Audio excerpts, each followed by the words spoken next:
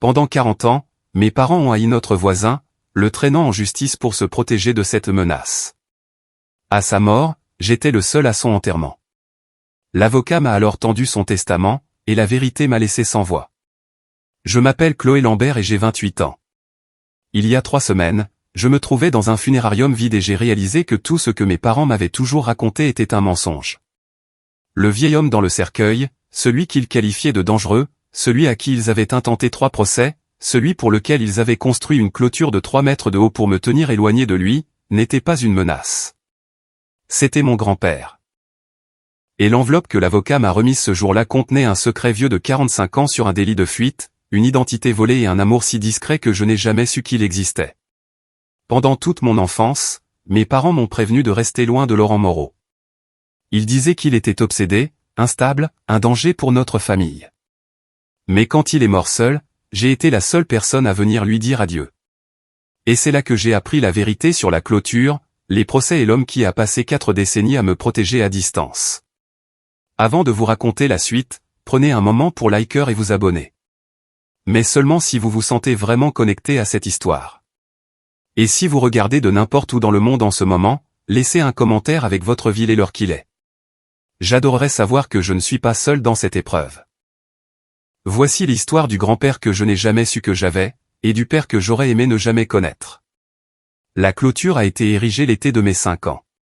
Je me souviens être debout dans le jardin, tenant la main de ma mère, regardant 2 hommes en chaussures de sécurité enfoncer des poteaux dans le sol. Mon père se tenait à côté d'eux, les bras croisés, donnant des indications de temps en temps, sa voix basse et ferme. « Pas d'espace », répétait-il. « Je vous paie un supplément. Assurez-vous qu'il n'y ait pas d'espace. » La clôture faisait 3 mètres de haut, faite de planches de chêne massif teintées noyer foncé. Elle longeait toute la limite de notre propriété, séparant notre maison de celle d'Aix-en-Grave-Côté. J'ai demandé à ma mère pourquoi nous en avions besoin, et elle s'est agenouillée, a glissé mes cheveux derrière mon oreille et a dit, « Pour nous protéger, ma chérie. » Nous protéger de quoi? Elle n'a pas répondu. Elle s'est juste relevée et est rentrée à l'intérieur. Pendant 2 ans, cette clôture a fait exactement ce que mon père voulait. Elle bloquait la vue. Elle bloquait le son. Elle bloquait toute possibilité de contact avec l'homme qui vivait de l'autre côté. Mais le bois travaille. Quand j'ai eu 8 ans, une petite fente s'était ouverte près du coin arrière de notre jardin. Juste une petite fissure, pas plus large que mon pouce, mais suffisante pour voir à travers si je pressais mon visage contre. Je ne sais pas ce qui m'a poussé à regarder la première fois. La curiosité, peut-être, ou la solitude. Mais je me suis accroupi, j'ai mis mon œil à la fente et je l'ai vu. Un vieil homme assis dans un fauteuil à bascule en bois sur sa terrasse. Il ne faisait rien de menaçant. Il était juste assis là, les mains jointes sur ses genoux, regardant vers notre maison. Et quand il m'a vu, je suis sûr qu'il m'a vu parce qu'il est devenu très immobile. Il n'a pas fait de signe de la main. Il n'a pas appelé. Il a juste souri. Un petit sourire triste que je n'ai pas compris. J'ai reculé et je suis rentré en courant, mon cœur battant à tout rompre pour des raisons que je ne pouvais nommer. Mes parents n'utilisaient jamais son nom. C'était toujours cet homme ou le voisin ou, plus souvent, rien du tout. Juste le silence et les rideaux tirés. Reste loin de la clôture du fond, disait mon père au petit déjeuner. Sa voix calme mais sans appel, comme tout ce qu'il disait. Ne t'en approche pas. Ne regarde pas par-dessus. Tu comprends? Je hochais la tête. Je hochais toujours la tête. Ma mère était plus subtile. Elle tirait les stores chaque fois qu'elle passait devant les fenêtres qui donnaient sur sa maison. Elle me faisait rentrer si je passais trop de temps dans le jardin. Une fois, quand j'avais 10 ans, je lui ai demandé pourquoi nous ne pouvions pas simplement lui parler, pourquoi nous devions prétendre qu'il n'existait pas. Elle a posé le plat qu'elle essuyait et m'a regardé avec une expression que je n'avais jamais vue auparavant. Quelque chose entre la peur et la fureur. Parce que certaines personnes ne méritent pas d'explication, Chloé. Certaines personnes sont tout simplement mauvaises. Et ton père et moi t'avons protégé de cet homme depuis le jour de ta naissance. Le moins que tu puisses faire, c'est de nous faire confiance. Je n'ai plus jamais posé la question. Mais je remarquais des choses. La façon dont la mâchoire de mon père se contractait chaque fois qu'une portière de voiture claquait à côté. La façon dont ma mère regardait depuis la fenêtre de la cuisine, les bras croisés, la bouche pincée en une ligne fine. La façon dont il n'invitait jamais les voisins de l'autre côté à leur dîner, même si les Giraud vivaient de l'autre côté de la rue depuis aussi longtemps que je me souvienne. J'ai appris très tôt que les questions sur Laurent Moreau n'étaient pas les bienvenues dans notre maison. Le silence était le prix de la paix, et je l'ai payé année après année parce que je ne connaissais pas d'autre moyen d'être une bonne fille. Mais la fente dans la clôture est restée, et lui aussi. Les poursuites judiciaires ont commencé quand j'avais 12 ans. Je n'ai pas compris ce qui se passait au début, juste que mon père passait beaucoup de temps au téléphone avec un certain maître Dubois, et que chaque fois qu'il raccrochait, il frappait la table de la cuisine de sa main en marmonnant quelque chose à propos de ce vieil émerdeur têtu. Le premier procès concernait les feuilles. Le chêne de Laurent laissait tomber des feuilles dans notre jardin chaque automne, et mon père prétendait que c'était une nuisance, un danger pour la santé, un acte délibéré de harcèlement. Il a porté l'affaire devant le tribunal d'instance. Le juge l'a rejeté en moins de 10 minutes. Le deuxième procès a eu lieu 1 an plus tard. Mon père accusait Laurent de surveillance, de se tenir à ses fenêtres et de nous fixer pendant des heures.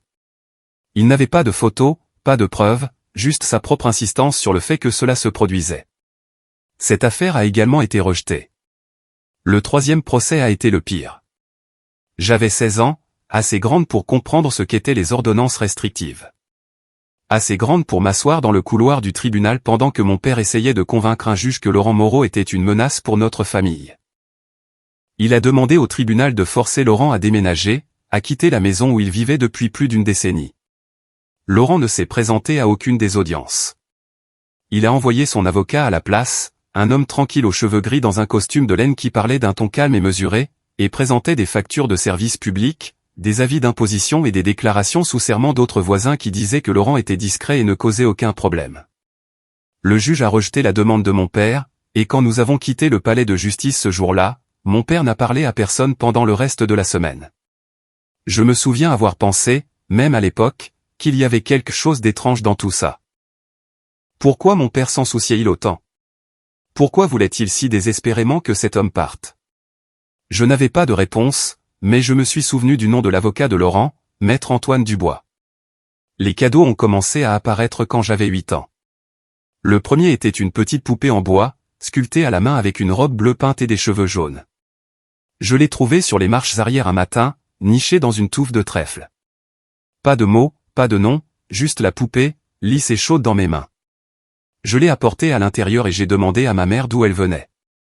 Elle y a jeté un coup d'œil, a froncé les sourcils et a dit, peut-être un des voisins, Madame Giraud, probablement. Mais je savais que ça ne venait pas de Madame Giraud. Elle ne sculptait pas le bois. Et de plus, la poupée avait été placée sur nos marches, pas laissée sur le porche où les invités laissaient des choses. D'autres cadeaux ont suivi au fil des ans. Une copie illustrée du Jardin secret quand j'avais 10 ans. Un ensemble de crayons de couleur Caran-d'Ache, 72 couleurs, quand j'avais 12 ans.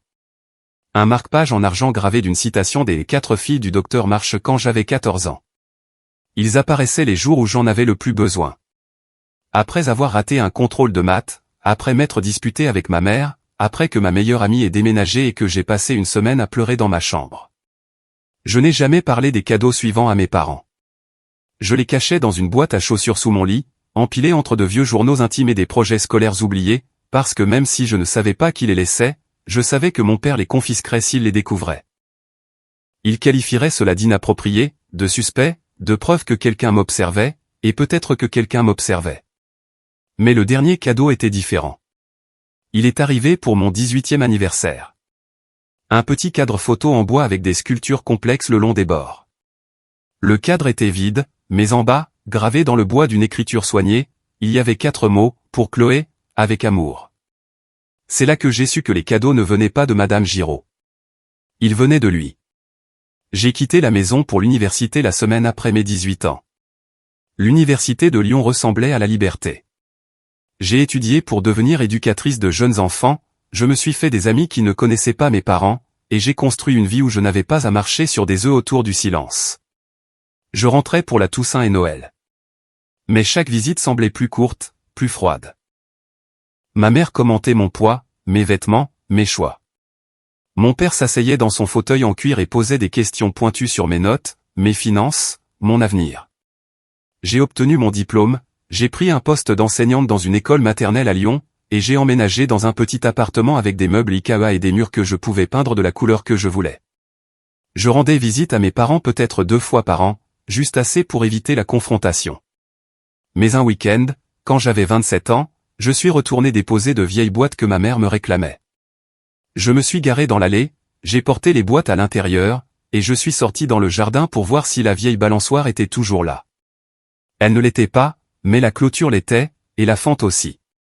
Je ne sais pas pourquoi j'ai regardé à travers de nouveau.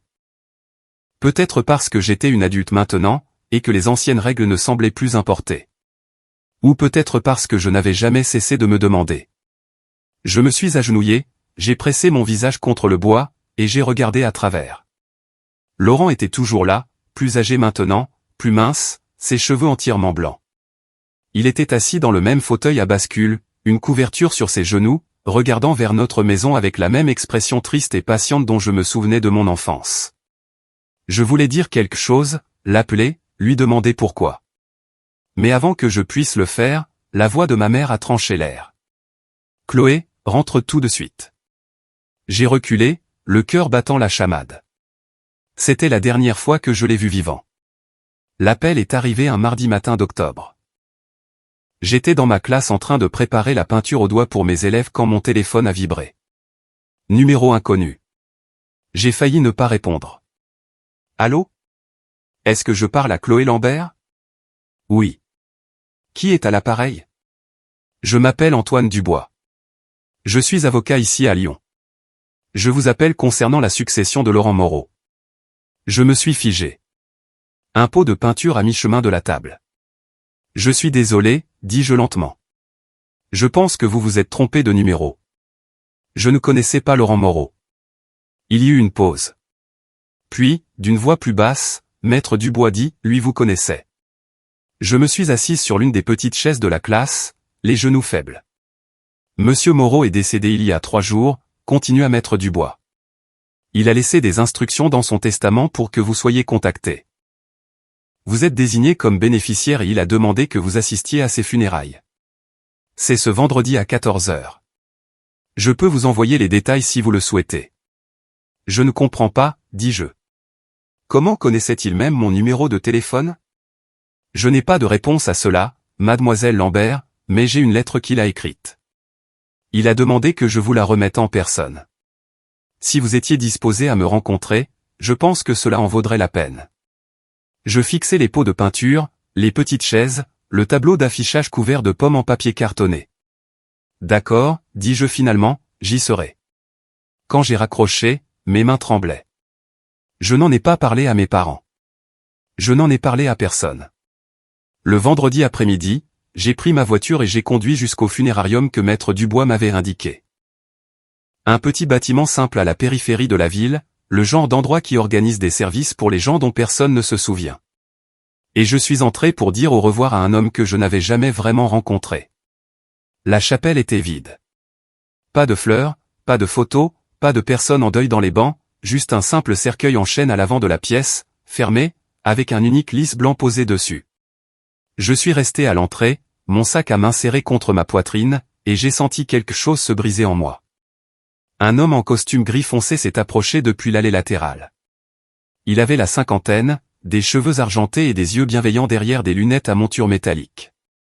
Mademoiselle Lambert? J'ai hoché la tête. Je suis Antoine Dubois. Il a tendu la main et je l'ai serrée. Sa poignée était chaude, ferme. Merci d'être venu. Je sais que tout cela doit être déroutant.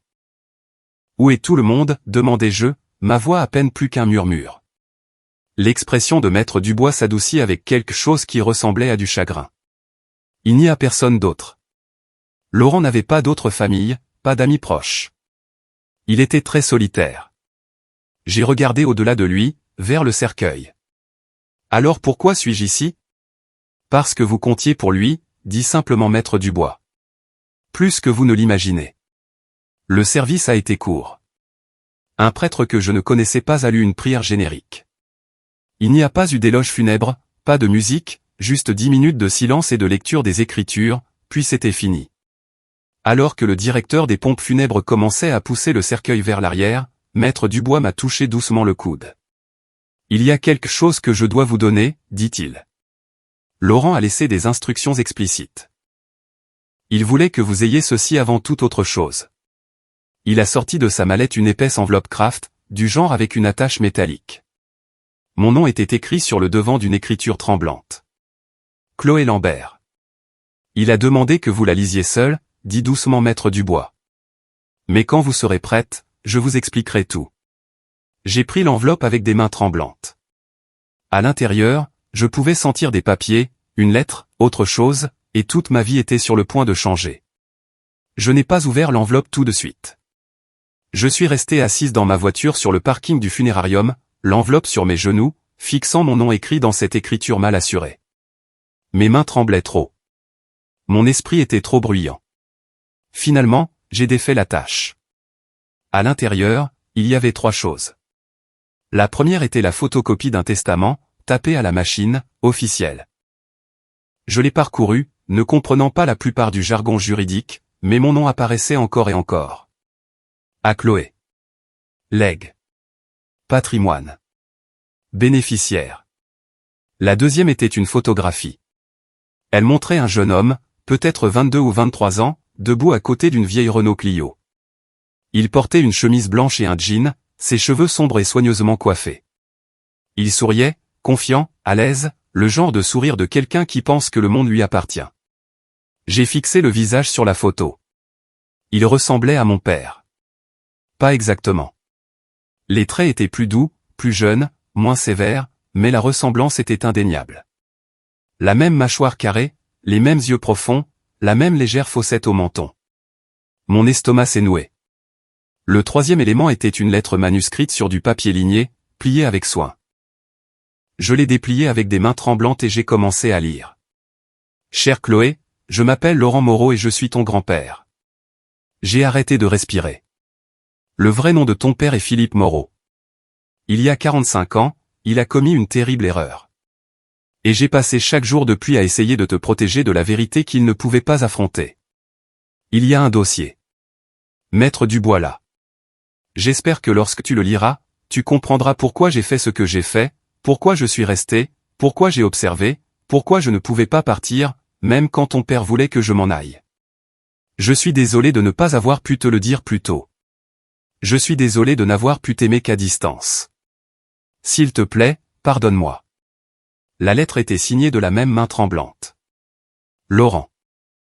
Je l'ai lu 3 fois, puis j'ai commencé à pleurer. Je suis resté sur ce parking pendant 20 minutes, lisant et relisant la lettre, essayant de donner un sens à des mots qui ne correspondaient pas à la réalité que j'avais connue toute ma vie. Le vrai nom de ton père est Philippe Moreau, mais le nom de mon père était Philippe Lambert. Ça avait toujours été Philippe Lambert. J'avais vu son permis de conduire, ses cartes de visite, ses documents fiscaux. Je ne l'avais jamais remis en question. Il y a 45 ans, il a commis une terrible erreur. Quelle erreur ? J'ai passé chaque jour depuis à essayer de te protéger de la vérité qu'il ne pouvait pas affronter. Me protéger de quoi ? La lettre ne le disait pas. Elle ne faisait qu'insinuer. Elle ne faisait qu'ouvrir une porte et me laisser sur le seuil, trop terrifié pour la franchir.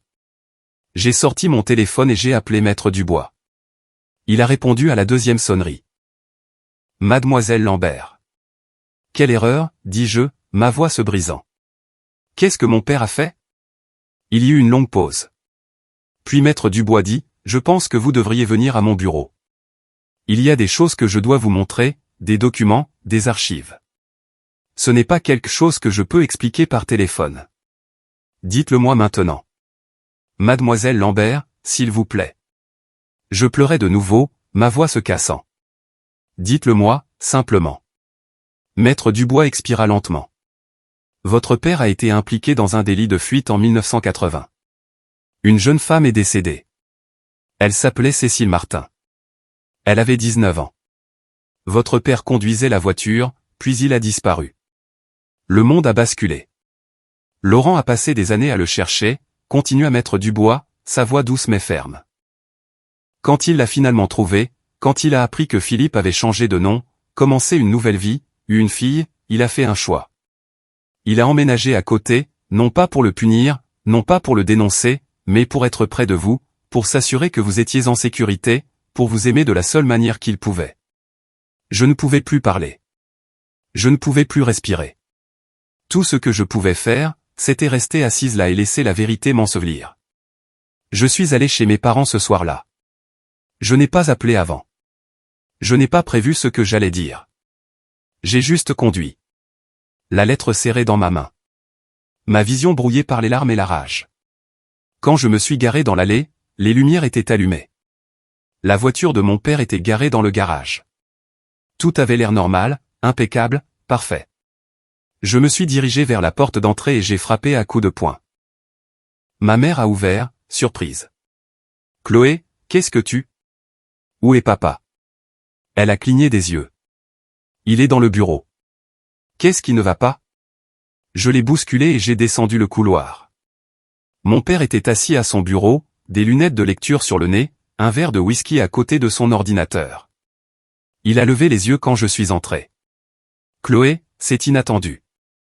Pourquoi ne m'as-tu jamais dit que tes parents étaient morts ?» dis-je, ma voix tremblante. Il est devenu très immobile. « De quoi parles-tu ?» Laurent Moreau. J'ai brandi la lettre. Il est mort la semaine dernière. Je suis allé à ses funérailles et son avocat m'a donné ça.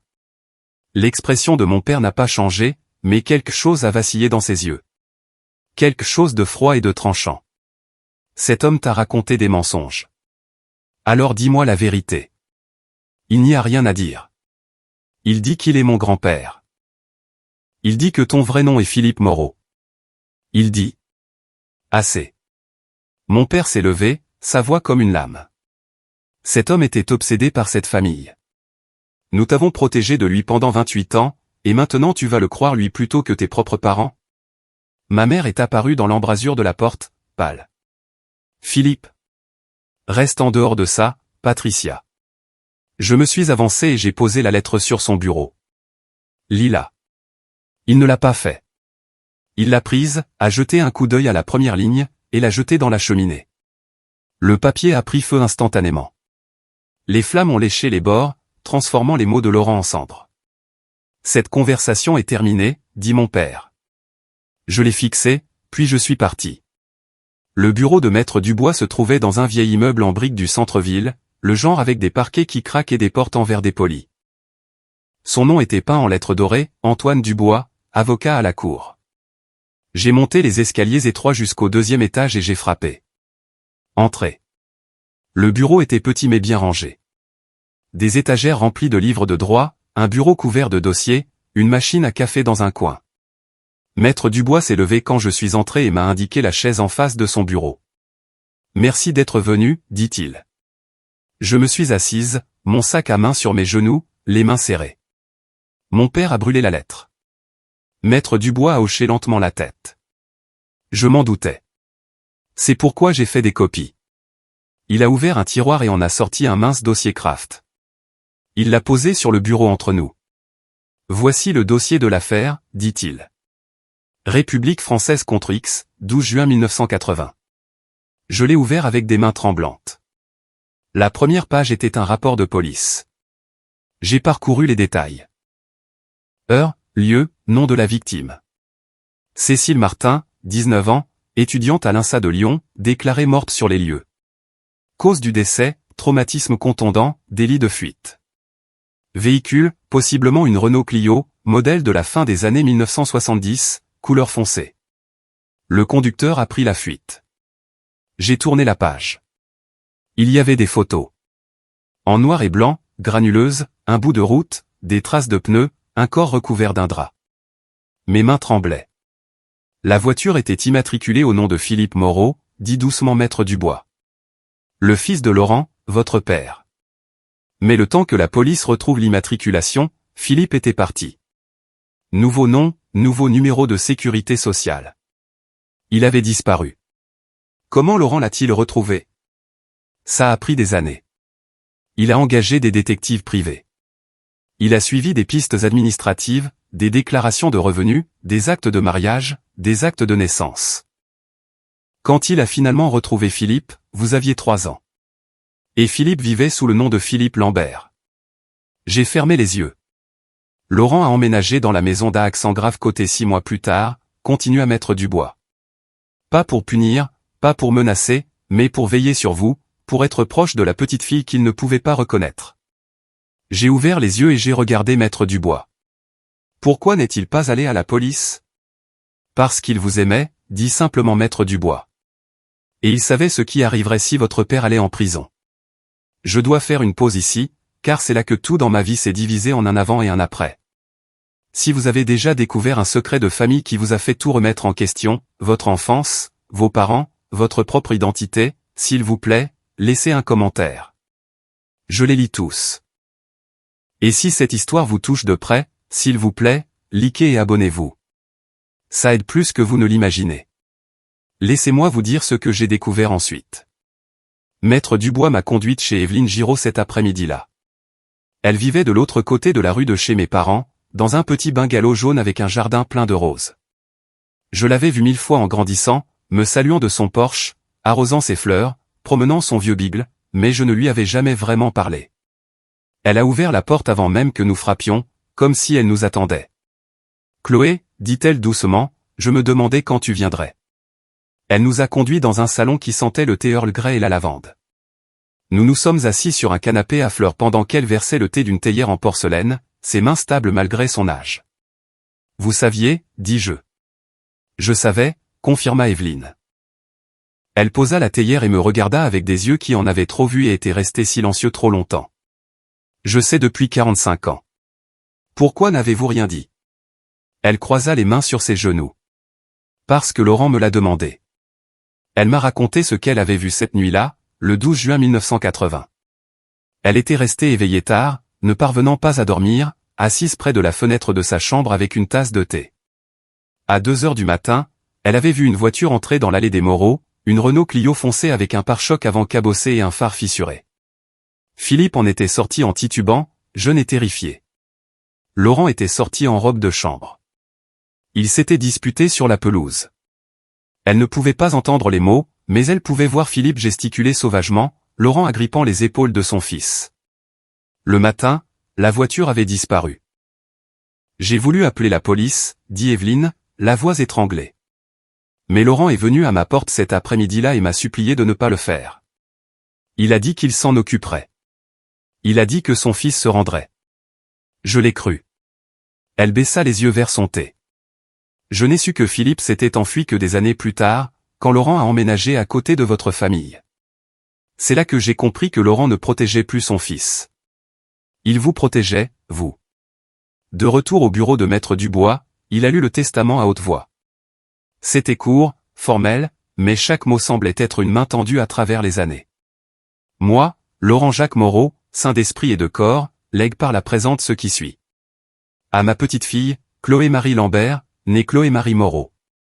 Je lui laisse ma maison et tout ce qu'elle contient. Je lui laisse mes économies, 15 000 €, avec la demande qu'elle les utilise pour honorer la mémoire de Cécile Martin, dont la vie a été volée et dont la famille n'a jamais obtenu justice. Je lui laisse mes photographies, mes lettres et mon amour, des choses que je ne pouvais donner qu'à distance. Et je lui laisse la vérité, que j'aurais dû lui donner il y a bien longtemps. La voix de Maître Dubois était stable, mais je pouvais voir le chagrin sur son visage. Il y a autre chose, dit-il doucement, et il me tendit une deuxième lettre, manuscrite, tout comme la première. Je la dépliai. Chloé, j'ai échoué avec mon fils. Je l'ai élevé, je l'ai aimé, et j'ai essayé de lui apprendre le bien et le mal. Mais au moment le plus important, il a fui. Et je ne l'ai pas arrêté. J'ai manqué à Cécile Martin. J'ai manqué à sa famille. J'ai manqué à tous ceux qui méritaient la vérité. Mais je ne te manquerai pas. Tu es la meilleure chose que Philippe ait jamais faite, même s'il ne mérite pas ce crédit. Tu es gentille. Tu es courageuse. Tu es tout ce que j'aurais souhaité que mon fils soit. Dis la vérité, Chloé.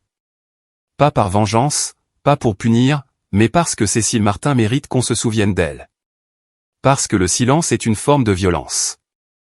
Et parce que tu mérites de vivre dans la lumière, pas dans l'ombre des mensonges de quelqu'un d'autre. Je suis désolé de ne pas avoir pu être le grand-père dont tu avais besoin. Mais j'espère que, d'une petite manière, j'ai été le grand-père que tu méritais. Avec tout mon amour, Laurent.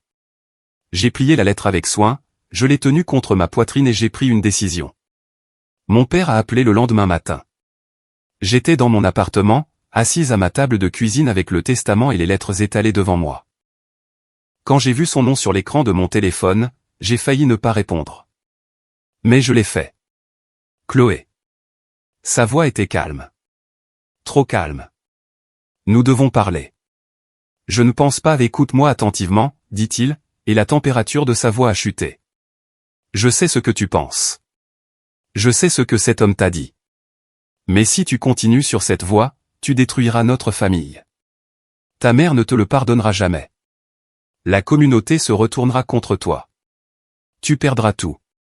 J'ai déjà tout perdu, dis-je doucement. Non, tu n'as pas tout perdu. Mais tu le feras. Il a fait une pause. Pense à ce que tu fais, Chloé. Tu choisis un homme mort, un homme que tu ne connaissais même pas, plutôt que tes parents vivants, plutôt que ta famille, plutôt que tout ce que nous avons construit. Vous l'avez construit sur un mensonge. Je l'ai construit pour survivre. Sa voix s'est brisée juste une seconde et j'ai entendu quelque chose sous la colère, quelque chose de brut et de désespéré. J'avais 23 ans.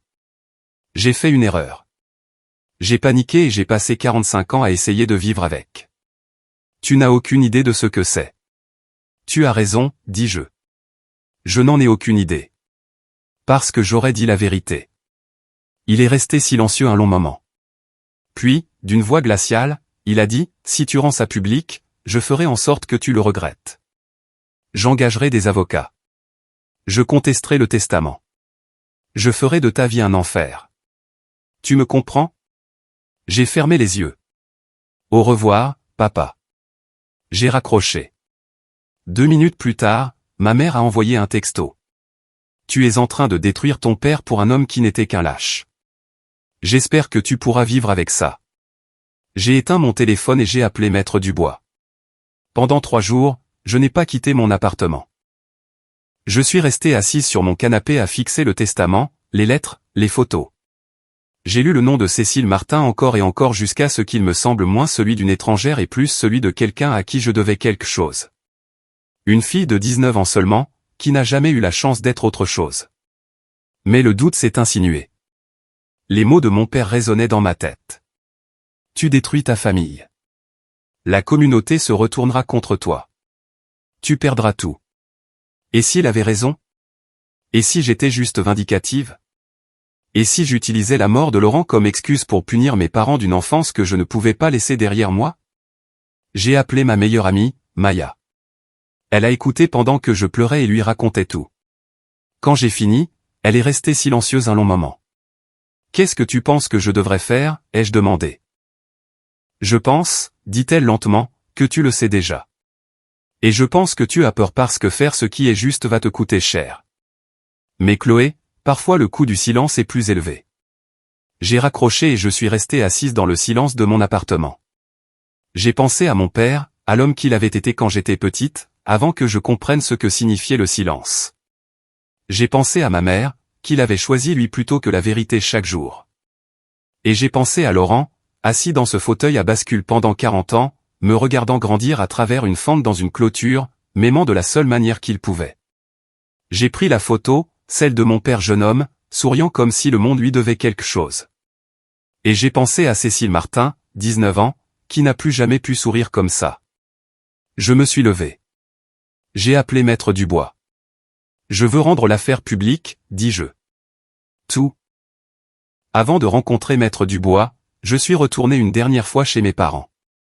Pas pour les voir, juste pour voir la clôture. Je me suis garé dans la rue et j'ai fait le tour par l'arrière de la propriété. La clôture était toujours là, plus vieille maintenant, plus grise, certaines planches déformées et fendues, mais elle se dressait toujours à 3 mètres de haut, bloquant tout. Je me suis agenouillé au coin où se trouvait la fente.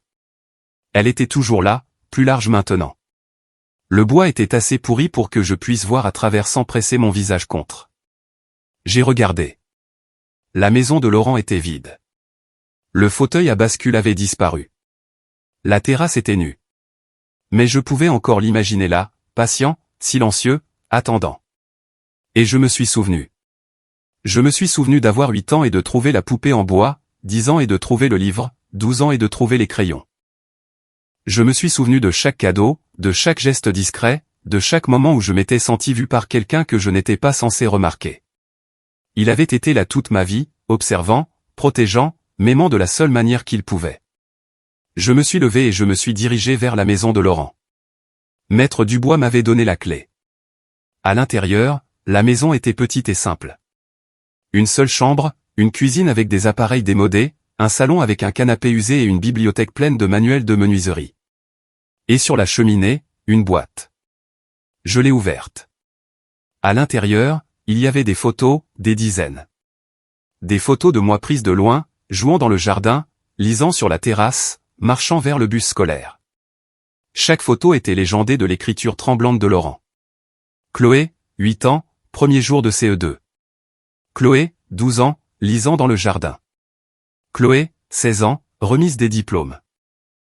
Il n'espionnait pas. Il se souvenait. Je me suis assise par terre et j'ai pleuré jusqu'à ce que je ne puisse plus. Et puis j'ai appelé Maître Dubois.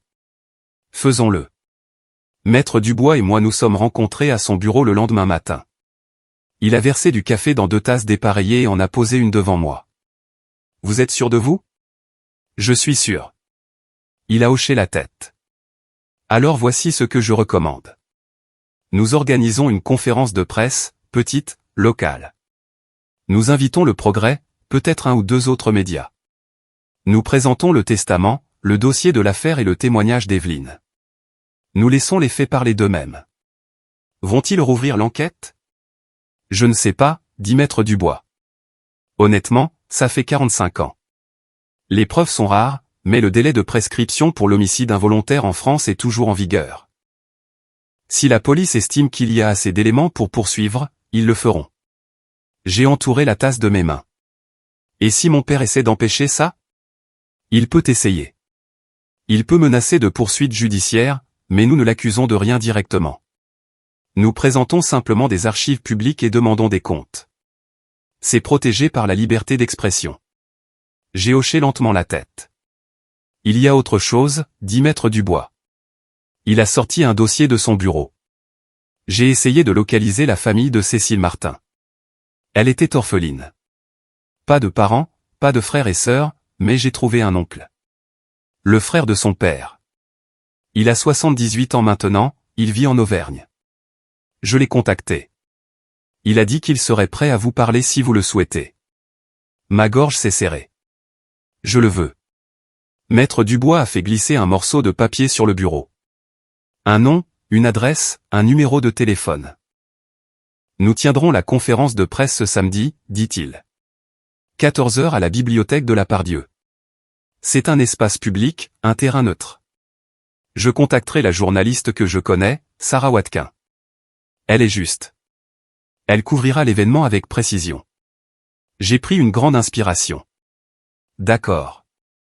Vos parents le sauront d'ici vendredi, m'a prévenu Maître Dubois. L'information va fuiter. Êtes-vous prête pour ça? J'ai pensé aux photos dans la maison de Laurent. Oui, dis-je. Je suis prête. La nouvelle a fuité le jeudi. Je ne sais pas comment mon père l'a appris. Peut-être avait-il un ami au palais de justice. Peut-être avait-il surveillé les allées et venues de Maître Dubois. Peut-être était-ce juste l'instinct, mais il savait. Mon téléphone a sonné à 7 h du matin. Tu vas vraiment faire ça? Sa voix était plate, vidée de toute colère, juste épuisée. Oui. Tu le regretteras, Chloé. Peut-être, mais au moins je pourrai me regarder dans le miroir. Il n'a pas répondu tout de suite. Puis, doucement, il a dit, tu ne comprends pas ce que tu me prends. Je comprends exactement ce que je prends. La même chose que tu as prise à Cécile Martin. Il a raccroché. 1 heure plus tard, ma mère a appelé. Je n'ai pas répondu. Elle a laissé un message vocal. Chloé, s'il te plaît, ne fais pas ça. Ton père a fait une erreur il y a longtemps, mais c'est un homme bon. Il a été un bon père pour toi. Ça ne compte pour rien? La loyauté ne signifie rien pour toi? Cet homme, Laurent, ce n'était pas de la famille. C'était un étranger qui n'arrivait pas à tourner la page. Et maintenant, tu le laisses nous détruire d'outre-tombe. Je t'en supplie. Ne fais pas ça. Sa voix s'est brisée à la fin. J'ai effacé le message. Cet après-midi-là, Maître Dubois a appelé. L'avocat de votre père a pris contact. Il menace de déposer une injonction pour arrêter la conférence de presse. Ça ne tiendra pas. Il n'y a aucune base légale, mais ils essaient. Laissez-les essayer. Chloé, la voix de Maître Dubois était douce. Est-ce que ça va? J'ai regardé autour de mon appartement, les meubles IKEA, la vaisselle de seconde main, la vie que j'avais construite loin de mes parents. Ça ira, dis-je. Le vendredi soir, je n'ai pas dormi. Je me suis assise à ma table de cuisine et j'ai écrit ce que j'allais dire. Pas un discours, juste la vérité. Simple, clair, indéniable. C'est le moment où j'ai réalisé qu'il n'y avait pas de retour en arrière possible.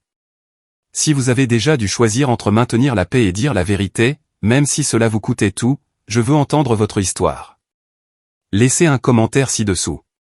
Et si vous êtes toujours avec moi, cliquez sur le bouton d'abonnement.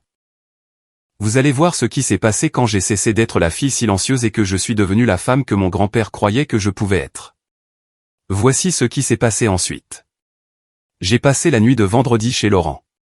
Cela semblait juste, d'une certaine manière. Dormir dans la maison qui aurait dû faire partie de ma vie depuis le début. J'étais allongé dans son lit, un simple cadre en bois, un matelas fin, des draps qui sentaient légèrement le cèdre, et je fixais le plafond. J'ai pensé à lui, allongé ici nuit après nuit, année après année, sachant que son fils était juste de l'autre côté de la clôture, sachant que sa petite fille grandissait sans lui. Je me suis demandé s'il s'était senti seul. Je savais que oui. Le matin, je me suis douché et je me suis habillé avec les vêtements les plus simples que je possédais. Un chemisier blanc, un pantalon bleu marine, des chaussures plates. Je ne voulais pas paraître apprêté ou sophistiqué. Je voulais juste paraître honnête. J'ai mangé des toasts à la table de la cuisine de Laurent et j'ai bu du café dans une tasse ébréchée. J'ai relu le testament une dernière fois. J'ai regardé le nom de Cécile Martin dans le rapport de police et j'ai mémorisé les détails. 19 ans, INSA de Lyon, orpheline, enterrée dans un cimetière municipal avec une petite pierre tombale en granit et personne pour lui rendre visite. J'ai plié les papiers avec soin et les ai mis dans un porte-documents en cuir que Maître Dubois m'avait donné. À 13h30, j'ai fermé à clé la porte de la maison de Laurent, ma maison maintenant, et j'ai conduit jusqu'à la bibliothèque de la Pardieu. Le bâtiment était ancien et magnifique, avec ses murs de briques rouges et ses hautes colonnes blanches. J'y étais allé 100 fois quand j'étais enfant, pour emprunter des livres, assister à l'heure du conte. Maintenant, j'y entrais pour raconter une histoire que personne ne voulait entendre. Maître Dubois attendait dans le hall. Évelyne Giraud aussi, vêtue d'un cardigan lavande, les mains jointes sur son sac à main. Prête, a demandé Maître Dubois. J'ai hoché la tête. Nous avons longé le couloir jusqu'à la salle communautaire et je suis entré dans le reste de ma vie. La salle communautaire était petite, peut-être 30 chaises disposées en rangée, une table à l'avant avec un microphone, un pupitre sur le côté. Environ 20 personnes étaient déjà assises. Certaines que je reconnaissais, des voisins de la rue de mes parents, des gens que j'avais vus à l'épicerie, à la poste. D'autres que je ne connaissais pas. Une femme au premier rang avait un appareil photo. Un homme à côté d'elle tenait un enregistreur vocal. Sarah Watkin du Progrès. Elle a croisé mon regard et a hoché la tête.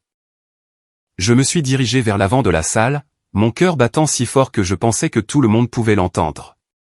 Maître Dubois et Évelyne se sont assis sur des chaises derrière la table.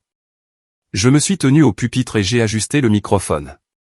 La salle est devenue silencieuse. J'ai regardé les visages, certains curieux, d'autres méfiants, d'autres simplement en attente. Et j'ai vu, au dernier rang, 2 silhouettes se glisser par la porte. Mon père, ma mère. Ils ne se sont pas assis. Ils sont restés contre le mur, les bras croisés, observant. J'ai croisé le regard de mon père. Il n'a pas détourné les yeux. Moi non plus. J'ai éclairci ma gorge et j'ai commencé.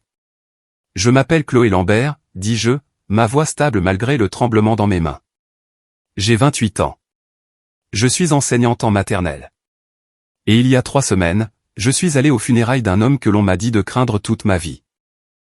J'ai fait une pause. Il s'appelait Laurent Moreau, et il était mon grand-père. Un murmure a parcouru la salle. J'ai continué. Je suis ici aujourd'hui parce que mon grand-père m'a laissé un testament. Et dans ce testament, il m'a révélé une vérité qui était enterrée depuis 45 ans. Une vérité sur un délit de fuite, la mort d'une jeune femme, et une famille qui a choisi le silence plutôt que la justice. J'ai ouvert le dossier sur le pupitre. Je suis ici pour briser ce silence. Je ne connaissais pas Laurent Moreau, dis-je, en regardant la salle. Mes parents s'en sont assurés. Ils ont construit une clôture de 3 mètres de haut pour le tenir à l'écart. Ils lui ont intenté 3 procès. Ils m'ont dit qu'il était dangereux, instable, une menace pour notre famille. Et je les ai crus, parce que c'est ce que font les enfants. J'ai pris une grande inspiration. Mais quand Laurent est mort et que je suis devenu la seule personne à ses funérailles, son avocat m'a donné une enveloppe. À l'intérieur, il y avait un testament, une lettre, et la vérité sur qui était vraiment Laurent. J'ai brandi la photo de mon père jeune homme. Voici mon père, Philippe Lambert. Mais ce n'a pas toujours été son nom. Il y a 45 ans, il était Philippe Moreau, le fils de Laurent. Et le 12 juin 1980, il a été impliqué dans un accident de voiture qui a tué une jeune femme de 19 ans nommée Cécile Martin. Les murmures se sont fait plus forts. J'ai vu Sarah Watkin se pencher en avant, son stylo se déplaçant rapidement sur son carnet. Mon père a pris la fuite, ai-je continué. Il a changé de nom. Il s'est construit une nouvelle vie. Et Laurent, l'homme qui aurait dû le dénoncer, l'homme qui aurait dû exiger justice, a fait un autre choix. Il a choisi de se taire, non pas pour protéger mon père, mais pour me protéger moi. J'ai regardé mes parents au fond de la salle. La main de ma mère était sur sa bouche. Mon père se tenait là, figé, le visage pâle. Laurent a emménagé dans la maison d'Aix-en-Grave-Côté quand j'avais 3 ans, dis-je. Il a passé les 25 années suivantes à me regarder grandir à travers une fente dans une clôture. Il me laissait des cadeaux. Il gardait des photos. Il m'aimait de la seule manière qu'il pouvait, à distance, parce qu'il savait que s'il se manifestait, s'il disait la vérité, je perdrais mon père, et il ne pouvait pas me faire ça. J'ai fait une pause. Mais moi, je peux. Je me suis écarté et j'ai fait un geste vers Maître Dubois. Il s'est levé, a ajusté ses lunettes et a pris le testament. Sa voix était calme, claire, stable. Ceci est le dernier testament de Laurent-Jacques Moreau, exécuté le 14 septembre de cette année, 6 semaines avant sa mort. Il est stipulé ce qui suit. Il a commencé, moi, Laurent-Jacques Moreau, saint d'esprit et de corps, lègue par la présente à ma petite-fille, Chloé-Marie Lambert, née Chloé-Marie Moreau, ma maison et tout ce qu'elle contient. Je lui laisse mes économies, 15 000 €, avec la demande qu'elle les utilise pour honorer la mémoire de Cécile Martin, dont la vie a été volée et dont la famille n'a jamais obtenu justice. Quelqu'un dans l'assistance a eu un léger hoquet. Maître Dubois a continué, je lui laisse mes photographies, mes lettres et mon amour, des choses que je ne pouvais donner qu'à distance, et je lui laisse la vérité que j'aurais dû lui donner il y a bien longtemps. Il a fait une pause, puis a lu la dernière section. À mon fils, Philippe Moreau, qui se fait maintenant appeler Philippe Lambert, je ne laisse rien d'autre que ceci. Je te pardonne, mais le pardon n'efface pas ce que tu as fait. J'espère qu'un jour tu trouveras le courage d'y faire face. Maître Dubois a posé le testament. La salle était silencieuse. Puis il a pris la lettre, celle que Laurent m'avait écrite, et a commencé à lire. J'ai échoué avec mon fils, a lu Maître Dubois, la voix chargée d'émotion. Je l'ai élevé, je l'ai aimé, et j'ai essayé de lui apprendre le bien et le mal. Mais au moment le plus important, il a fui. Et je ne l'ai pas arrêté. J'ai manqué à Cécile Martin. J'ai manqué à sa famille. J'ai manqué à tous ceux qui méritaient la vérité. Mais je ne te manquerai pas, j'ai vu Evelyne essuyer ses yeux. J'ai vu Sarah Watkin écrire plus vite et j'ai vu ma mère se retourner et sortir de la pièce. Mon père est resté. Je suis retourné au pupitre et j'ai ouvert le dossier de l'affaire. Ceci, dis-je en brandissant la première page, est le rapport de police du 12 juin 1980. Il documente la mort de Cécile Martin sur la route nationale 7. Elle a été heurtée par un véhicule. Des témoins ont signalé une Renault Clio de couleur sombre, modèle de la fin des années 1970. Le conducteur a pris la fuite. Cécile a été déclarée morte sur les lieux. Elle avait 19 ans. Elle n'avait pas de famille. L'affaire a été classée sans suite en 1985. J'ai posé le rapport sur la table pour que Sarah puisse le photographier. Ceci ai-je continué en brandissant un autre document, et la carte grise d'une Renault Clio de 1978, bleu foncé, immatriculée au nom de Philippe Moreau à une adresse à Lyon. La voiture a été déclarée vendue à une casse en 1981. Il n'y a aucune trace d'elle après ça. J'ai regardé directement mon père. Et ceci, dis-je en brandissant la photocopie d'une demande de numéro de sécurité sociale, et la documentation pour Philippe Lambert, un nom qui n'existait pas avant 1981. La mâchoire de mon père s'est contractée. Je ne suis pas ici pour accuser qui que ce soit, dis-je avec soin. Je ne suis pas procureur. Je ne suis pas juge. Je suis juste quelqu'un qui croit que Cécile Martin mérite qu'on se souvienne d'elle, que sa mort mérite d'être reconnue, et que les personnes responsables d'avoir enterré la vérité devraient rendre des comptes. J'ai fermé le dossier. Cette affaire n'a jamais été résolue, mais le délai de prescription pour l'homicide involontaire en France n'a pas expiré. Je demande aux autorités de rouvrir cette enquête et je demande à toute personne qui a des informations, toute personne qui se souvient de cette nuit de se manifester. J'ai fait une pause. Parce que le silence n'est pas une protection, c'est de la complicité. La salle a éclaté en murmures. Sarah Watkin a levé la main. Mademoiselle Lambert, votre père a-t-il un commentaire à faire? Je l'ai regardé. Il n'a pas bougé. Maître Dubois s'est levé. Nous avons un témoin qui aimerait parler. Madame Evelyne Giraud vit en face de la famille Lambert depuis 40 ans. Elle était une voisine de Laurent Moreau en 1980. Madame Giraud. Evelyne s'est levée lentement, lissant son cardigan, et s'est approchée du microphone. Sa voix était calme, mais elle portait. Je m'appelle Evelyne Giraud. J'ai 78 ans et je porte un secret depuis 45 ans. Elle a regardé l'auditoire. La nuit du 12 juin 1980, je n'arrivais pas à dormir. J'étais assise près de la fenêtre de ma chambre avec une tasse de thé. À 2 heures du matin, j'ai vu une voiture entrer dans l'allée des Moreaux. C'était une Renault Clio foncée.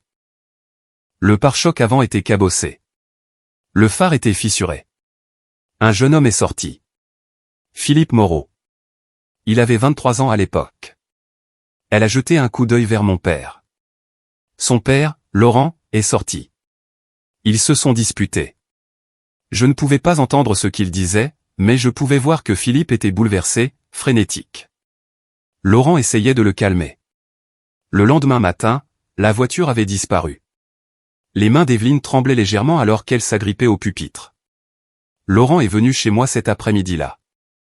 Il m'a demandé de ne pas appeler la police. Il a dit que Philippe se rendrait. Il a dit qu'il s'assurerait que justice soit faite. Je l'ai cru. Je lui ai fait confiance. Sa voix s'est brisée. Mais Philippe ne s'est jamais rendu. Il a disparu. Et je n'ai su ce qui s'était passé que des années plus tard, quand Laurent a emménagé à côté de cette famille. C'est là que j'ai compris que Laurent essayait de protéger sa petite fille, Chloé. Il a tout sacrifié pour la garder en sécurité. Elle m'a regardé, les yeux humides. J'aurais dû parler plus tôt. Je suis désolé, Chloé. Je suis désolé, Cécile. Elle a reculé. La salle était absolument silencieuse. La porte au fond de la salle s'est ouverte violemment. Mon père a descendu l'allée, le visage crispé par une fureur contenue. Ma mère était revenue, le suivant, le visage strié de larmes.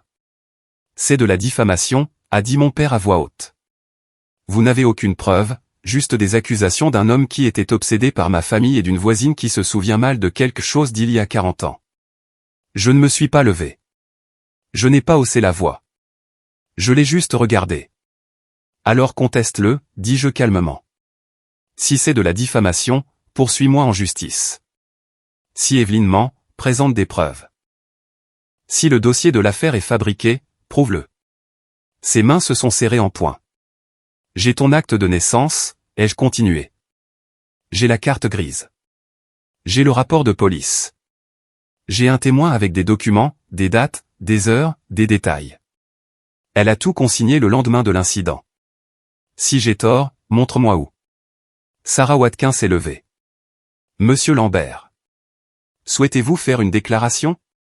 Il l'a fixé, puis moi, puis les visages qui le regardaient de tous les coins de la pièce. Sa bouche s'est ouverte, s'est refermée. Maître Dubois s'est levé, sa voix mesurée et professionnelle. Monsieur Lambert, ceci est un forum public. Si vous avez des preuves pour contester ces affirmations, je vous encourage à les présenter. Sinon, je vous demanderai de permettre à mademoiselle Lambert de finir. Pendant un instant, j'ai cru que mon père allait crier, se jeter en avant, faire quelque chose, n'importe quoi pour arrêter ça. Mais il ne l'a pas fait. Il est juste resté là, figé, comme si le poids de 45 ans l'avait finalement rattrapé. Puis il s'est retourné et est sorti. Ma mère m'a regardé une dernière fois, son visage un mélange de chagrin et de fureur, et l'a suivi. La porte s'est refermée derrière eux. Quelqu'un dans l'assistance a commencé à applaudir, puis un autre, puis toute la salle. Ce soir-là, l'histoire était partout. Le Progrès a publié l'article de Sarah Watkin en ligne à 18h. Le titre était « Une enseignante locale révèle une affaire de délit de fuite vieille de 45 ans. Le testament d'un grand-père révèle un secret de famille. » L'article était complet, juste. Il me citait, ainsi que Maître Dubois et Evelyne. Il incluait des scans du rapport de police et de la carte grise. Il faisait référence au dossier de l'affaire et notait que le délai de prescription n'avait pas expiré. À minuit, il avait été partagé plus de 2000 fois. Les chaînes de télévision locales l'ont repris. Les animateurs radio en ont discuté dans les matinales. Des gens à qui je n'avais pas parlé depuis des années m'ont envoyé des SMS pour me demander si c'était vrai, si j'allais bien, s'ils pouvaient faire quelque chose. Certains messages étaient de soutien. Tu es si courageuse. Je suis fier de toi. Cécile Martin mérite justice. D'autres non. Comment as-tu pu faire ça à ton propre père? Tu détruis ta famille pour attirer l'attention. C'est dégoûtant. Tu devrais avoir honte. Je n'ai répondu à aucun d'eux. Le lundi matin, j'ai reçu un appel de la police nationale. Mademoiselle Lambert, ici l'inspecteur Marcal. Je vous appelle concernant l'affaire que vous avez présentée ce week-end. Nous avons examiné le dossier et nous aimerions vous parler. Nous rouvrons l'enquête sur la mort de Cécile Martin. Je me suis assise sur mon canapé, les mains tremblantes. Merci, ai-je murmuré. Nous devrons vous interroger, ainsi que Madame Giraud et votre père. Nous vous contacterons bientôt. Quand j'ai raccroché, j'ai appelé Maître Dubois. Il la rouvre, dis-je. Il n'a pas semblé surpris, juste fatigué. Bien. C'est bien, Chloé. Je suis restée assise dans le silence de mon appartement et j'ai pensé à Laurent. J'espérais que, où qu'il soit, il le savait. L'enquête a progressé lentement. L'inspecteur m'a interrogé en premier. Il avait la cinquantaine, patient et méthodique, avec un carnet dans lequel il écrivait à la main. Il m'a demandé de tout lui raconter. Les funérailles, le testament, les lettres, le dossier. Votre grand-père vous a-t-il déjà dit directement que votre père était responsable, a-t-il demandé. Non, mais il a laissé des documents. Avez-vous des preuves matérielles? La voiture, des vêtements, quoi que ce soit de cette nuit-là. Non, juste les archives. Il a hoché la tête et a écrit quelque chose. Une semaine plus tard, ils ont interrogé Evelyne. Elle a apporté son journal de 1980, un petit carnet relié en cuir avec son écriture sur chaque page. Le 13 juin 1980, elle avait écrit « Vu P. Moreau rentrer tard la nuit dernière, 2 heures. Voiture endommagée, pare-choc avant, phare. Dispute avec son père dans l'allée, voiture disparue ce matin, quelque chose ne va pas. L'inspecteur a pris des photos de l'entrée. Puis ils ont contacté mon père. Il a refusé de parler sans la présence d'un avocat. Son avocat, un homme en costume cher d'un cabinet du centre-ville, a publié une déclaration. Monsieur Lambert nie catégoriquement toute implication dans l'incident décrit. Il n'a aucun commentaire à faire pour le moment et ne participera à aucune autre interview. 3 semaines plus tard, l'inspecteur m'a rappelé. Mademoiselle Lambert, je voulais vous tenir au courant. Nous avons examiné toutes les preuves disponibles. Malheureusement, le véhicule en question a été détruit en 1981. Il n'y a pas de preuves matérielles, pas d'ADN, pas de matériel forensique. Le témoignage est convaincant, mais sans corroboration, ce n'est pas suffisant pour porter des accusations. J'ai fermé les yeux. Cependant, a-t-il continué, l'affaire restera ouverte. Si de nouvelles preuves apparaissent, nous poursuivrons. Et je veux que vous sachiez que ce que vous avez fait a compté. Le nom de Cécile Martin est de nouveau dans le système. Les gens savent ce qui lui est arrivé. Ça compte pour quelque chose. Merci, dis-je doucement. Mais je savais que ce n'était pas fini. Mon père m'a appelé un jeudi soir de novembre. J'ai failli ne pas répondre, mais quelque chose en moi, un dernier fil d'espoir tenace, m'a fait décrocher. Chloé. Sa voix semblait différente. Creuse, fatiguée. Qu'est-ce que tu veux? Demandai-je. Il y eut un long silence. Puis il dit, je dois te dire quelque chose. Je n'ai pas répondu. J'avais 23 ans, dit-il doucement. J'avais bu. Je n'aurais pas dû conduire, mais je pensais que ça allait. Il était tard. La route était vide. Et puis elle était juste là. Je ne l'ai pas vue avant qu'il ne soit trop tard. Mon souffle s'est coupé. J'ai freiné, mais... Sa voix s'est brisée.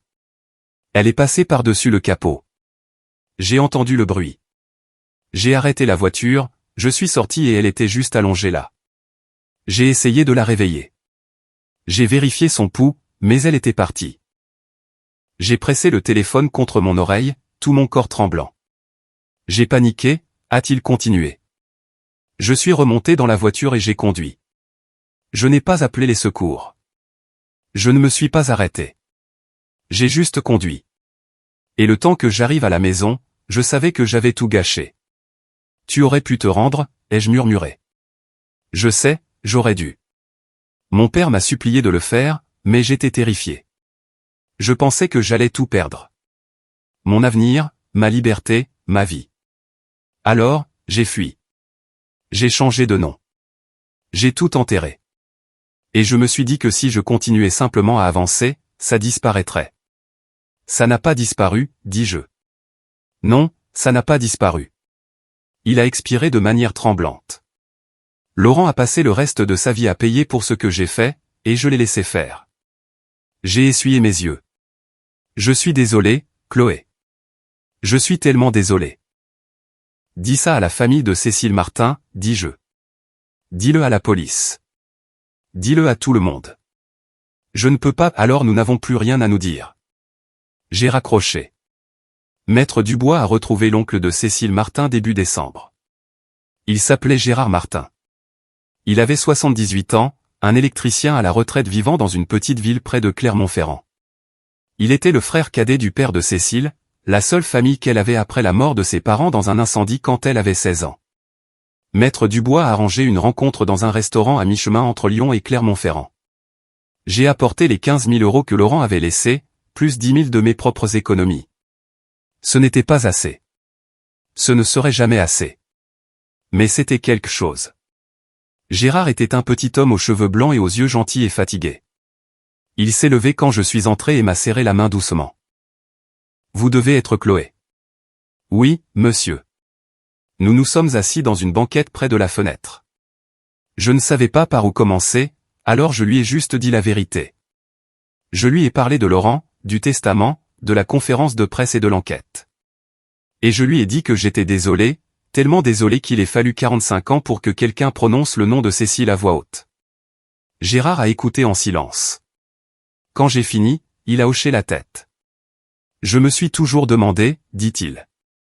Après sa mort, la police a dit que c'était un délit de fuite. Ils ont dit qu'ils trouveraient le coupable, mais ils ne l'ont jamais fait. Et après un certain temps, j'ai arrêté de demander. Je pensais que ça n'avait peut-être plus d'importance. Ça en a, dis-je. Il m'a regardé avec les yeux humides. Merci de vous souvenir d'elle. Je lui ai tendu l'enveloppe avec l'argent. C'est de la part de Laurent Moreau, dis-je. Et de la mienne. Je sais que ça ne la ramènera pas. Mais Laurent voulait que sa famille sache qu'elle n'était pas oubliée. Gérard a ouvert l'enveloppe, a regardé le chèque et a fermé les yeux. C'était une gentille fille, a-t-il murmuré. Elle méritait mieux. Oui, elle le méritait. Nous sommes allés au cimetière ensemble cet après-midi-là. En février, le bureau du procureur de la République a publié un communiqué. Après un examen approfondi de toutes les preuves disponibles, nous avons déterminé qu'il n'y a pas suffisamment de preuves matérielles pour engager des poursuites pénales dans le décès de Cécile Martin en 1980. Bien que les témoignages et les preuves circonstancielles suggèrent l'implication de Philippe Lambert, anciennement Philippe Moreau, l'absence de preuves forensiques et la destruction du véhicule en question nous empêchent d'atteindre le fardeau de la preuve requis pour des poursuites. L'affaire restera ouverte. J'ai lu le communiqué 3 fois. Je n'étais pas surprise. Maître Dubois m'avait prévenu, mais c'était quand même comme une porte qui se fermait. Mon père n'allait pas en prison, mais il n'était pas libre non plus. En 2 mois, son entreprise de conseil financier s'est effondrée. Les clients sont partis. Les recommandations se sont arrêtées. Les murmures le suivaient partout. À l'épicerie, à la banque, à l'église. Les gens savaient. Ma mère a déménagé en mars. Elle a demandé la séparation et est allée vivre chez sa sœur à Strasbourg. Elle ne m'a pas contacté. Je ne l'ai pas contacté. En avril, mon père a vendu la maison. Il a emménagé dans un petit appartement de l'autre côté de la ville, un endroit où personne ne connaissait son nom. Il m'a appelé une fois de plus en mai. « Chloé, dit-il doucement. Je voulais juste te dire. Je sais que tu ne me pardonneras jamais, mais je veux que tu saches que je suis désolé pour tout ça. Je n'ai pas raccroché. J'ai juste écouté. J'ai tout détruit, a-t-il continué. Ma famille, ma vie, la vie de Laurent, la vie de Cécile. Je le sais. Et je dois vivre avec. Oui, dis-je doucement. Tu dois vivre avec. Il y eut une longue pause. J'espère qu'un jour tu trouveras la paix, papa, dis-je. Mais je ne peux pas faire partie de ta vie tant que tu n'auras pas affronté publiquement ce que tu as fait. Je ne peux pas alors, c'est un adieu. J'ai raccroché et je n'ai pas rappelé. Je vis dans la maison de Laurent maintenant. Il m'a fallu quelques mois pour m'installer complètement, pour peindre les murs, pour remplacer les vieux meubles, pour en faire la mienne. Mais c'est juste, comme si je rentrais à la maison dans un endroit dont j'ignorais qu'il me manquait. J'ai abattu la clôture. Ça a pris 2 week-ends et une tronçonneuse de location, mais j'ai arraché chaque planche, chaque poteau, chaque morceau de bois qui nous avait séparés, mon grand-père et moi, pendant 28 ans.